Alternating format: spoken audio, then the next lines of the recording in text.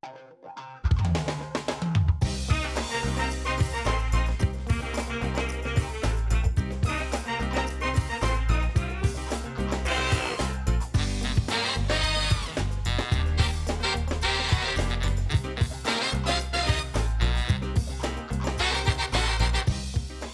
up in today's programme, Suffolk school children learn about architecture in an aircraft museum, investigate novel structures and build on their experience. Sometimes a particular curriculum topic does not readily appear to lend itself to a school trip. Equally, a potential venue may appear only to be relevant to one specialist subject. Today's school trip is an example of lateral thinking. The Imperial War Museum in Duxford is famous as Europe's premier museum of aircraft and aviation history. The heritage site began as an airfield in the First World War and played a vital role as an RAF fighter station in the Second. There are also very strong connections with the American Air Force, which once used it as a base. Duxford is not an obvious place to visit to learn about architecture and the building of structures. But in today's trip, a primary class learns about the problems associated with constructing aircraft hangars and then gets an opportunity to design and build one for themselves.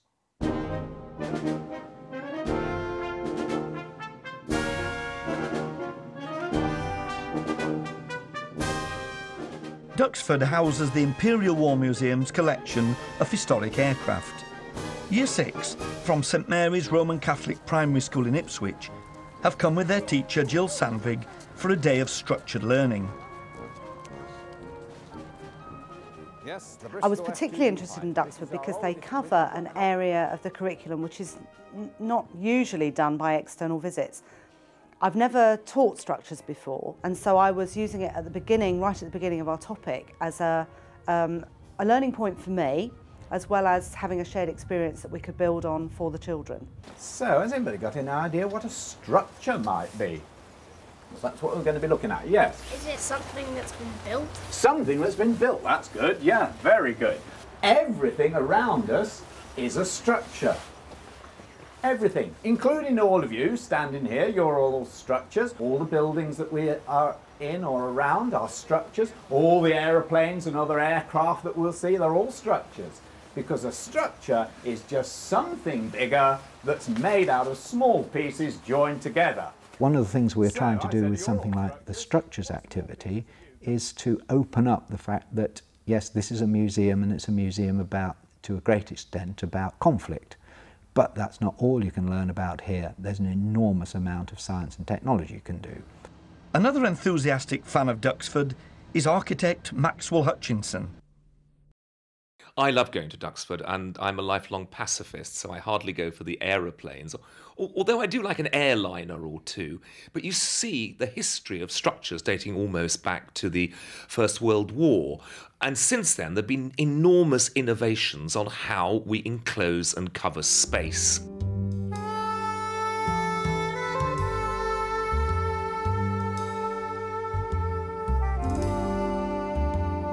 The reason that Duxford is such a good place to do this is that we have a wide variety of building structures, and also the aircraft, the aeroplanes and all the airframes and so on that we can compare and contrast. Started off in the morning with a tour of the site, looking particularly at all the building structures as we went along. The children were encouraged to look at the shapes, triangles and squares and the different structures that the buildings contained. If you look up at the building first, what shapes can you see lots of?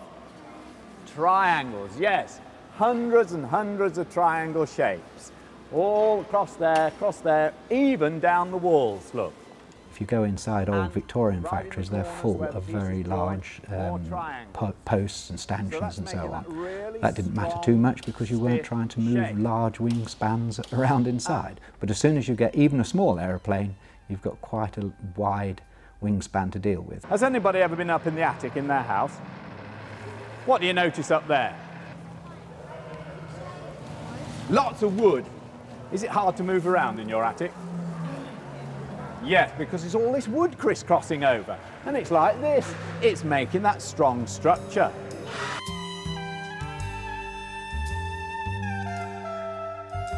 Very similar sorts of things can be seen in the airframes as can be seen in the frames and structures of the buildings.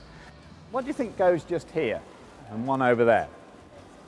The propellers with the engine, and the engine's really big and heavy. So the structure holding it up has to be strong. So can you see any triangle shapes in there? What about the shape of the tubes that the triangles are made out of? What shape are they?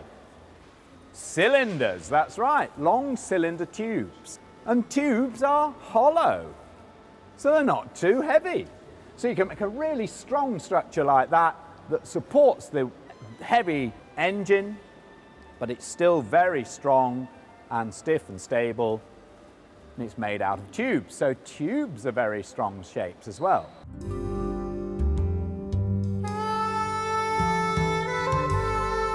Next stop on the tour is the American Air Museum, built as a memorial to the 30,000 Americans who died flying from the United Kingdom in the Second World War.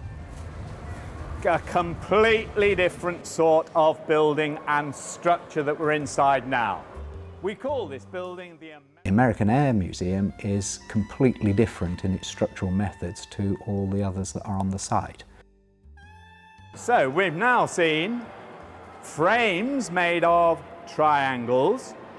We've seen what I would call mass structures. That's a mass of things all piled on top of each other, the bricks. And here we've got a shell. The imaginative Norman Foster designed building won a prize from the Royal Institute of British Architects. Former RIBA President Maxwell Hutchinson enthuses. Aircraft hangars are an unusual structural challenge because they have to accommodate aircraft. And aircraft have huge wingspans and they have to be able to move about in the hangar, and they can't have anything coming down in front of the wings because they need to go in and out. Maybe one of the unfortunate things is that we don't see these hangars without the aircraft in. I've been privileged to go in and see these spaces. They are awe-inspiring spaces. There are spaces which break all the rules. They look like they're being held up by sky hooks. But inevitably, it is the aircraft that proved to be the biggest draw for the children.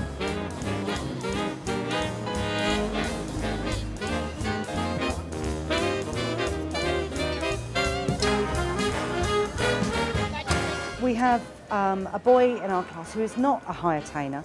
He's quite quiet in class. He doesn't put forward his own views. Duxford yesterday was just a revelation, both for him, and it was good for us to see him in action because we know that he spends an awful lot of his time at home building these enormous Lego Star Wars models. Well, to go to a place where there's aeroplanes for a start, certainly the likes of the Blackbird, was just awe-inspiring for him. He had the most wonderful morning. He soaked everything up. And then in the afternoon, he got the best thing, an hour to play with Connects and build things. The lecturing is over. The practical task for the afternoon is to design and build a hangar big enough to house a Vulcan bomber, or at least a 1/50th scale model. Can we use that? Yeah, so like these are triangles and then we can like sort of get stuff across the top, can't we, Toby? Architects don't just make structures attractive.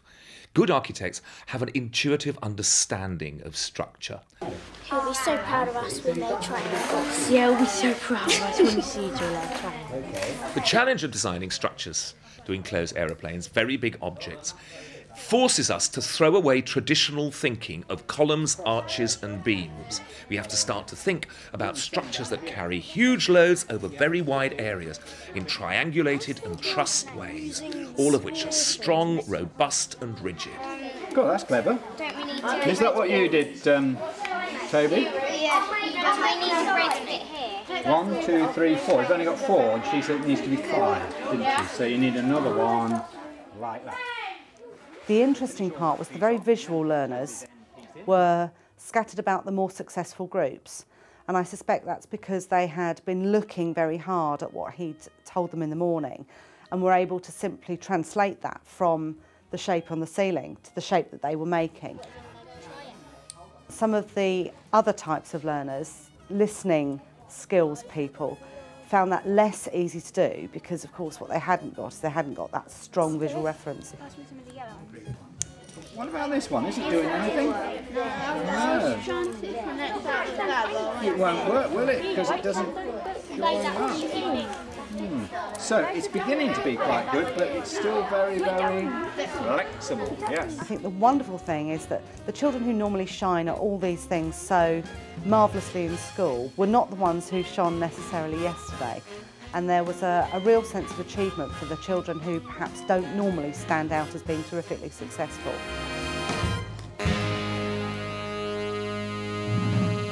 Right, excellent. This is two teams working together to build one finished hangar. So who's got the aeroplane? Can you bring it over and see if it fits inside? I know it's still a little bit unstable, isn't it? But it's better than it was. Can you bring that in here? Will it go in?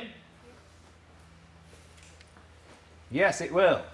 That's good. And if you put that Understanding of structure is absolutely intrinsic to the creation of good architecture. Integrate it properly and understand it as part of the design concept, you'll get an architectural miracle. And if we filled all those gaps in with concrete... If I said I was going to talk to you about structures, you would turn off, wouldn't you? Think it was going to be really tedious and boring. But it is a very, very exciting and practical way of applying mathematics and geometry.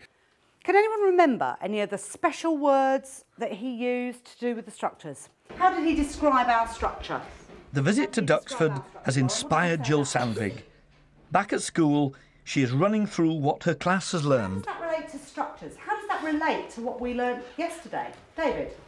And that's the one that looks a bit like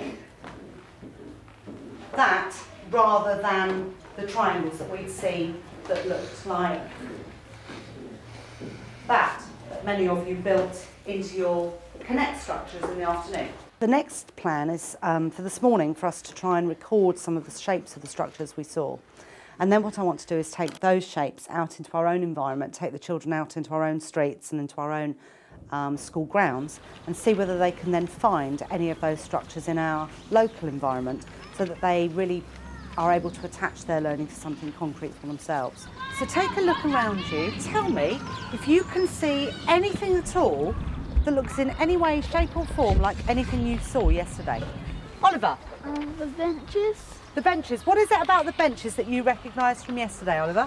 It's got the triangle thing so it can hold. Why is that important? Because people sit on it, if they just sit on it and it's straight, it could break and then... Absolutely. So it needs to take quite a lot of weight, that table, doesn't it? It needs to take 6 of you at least, which is like an elephant. What else do you notice? Toby? The goalpost is sort of triangular. Why is the goalpost triangular? My own knowledge and understanding of structures has now grown incredibly. I learnt a tremendous amount. I learnt what the basic structures are. I learnt some of the names that I wasn't aware of. And I think that's one of the real benefits of going to places like Duxford that have a very good and clear educational provision, in that it's as good for the teachers as it is for the pupils. You can find further information on this and other similar school trips by looking under the Resources and Support Materials section on our website www.teachers.tv/worth the trip.